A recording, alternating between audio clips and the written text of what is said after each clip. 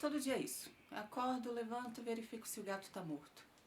Eu não sei se ele tá morto ou se ele tá vivo. Dizem que a pior morte é a morte em vida. É assim que eu me sinto nos últimos 6 meses.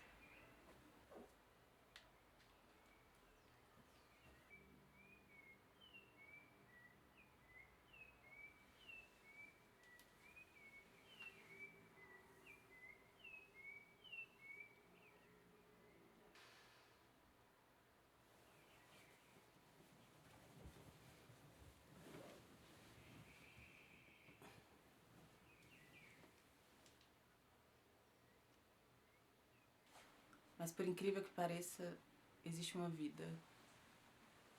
Um avatar. Não sei se eu posso chamar de vida.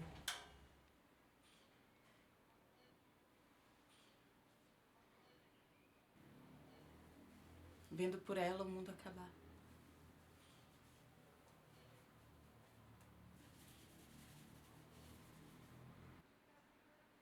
Dentro dessa caixinha, todos acham que eu tenho uma vida. A vida da cintura pra cima. Haja paciência pra tanta ansiedade.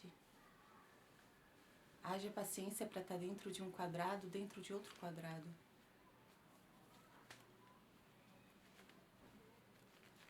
É estranho, porque ao mesmo tempo que ele me sufoca, ele me dá vida.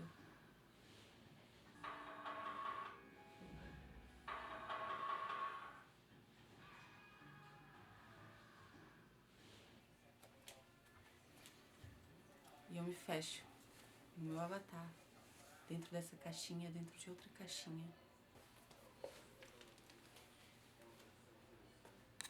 Vendo por ela o mundo acabar.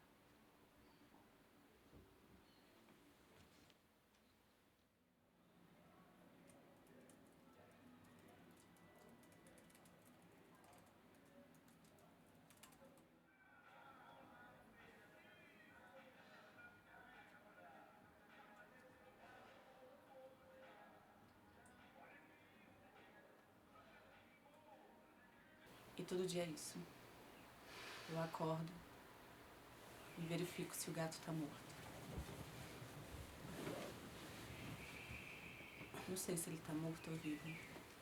Dizem que a pior morte é a morte em vida. Eu ainda tenho que refletir sobre isso. Porque esse medo é o medo da morte. A morte está batendo na porta.